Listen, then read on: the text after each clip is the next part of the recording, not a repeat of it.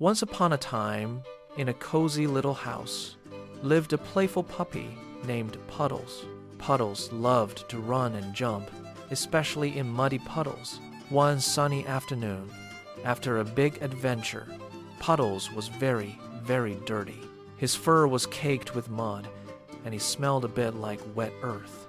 Mama Dog saw him and smiled. "Oh, Puddles, it's bath time," she said softly.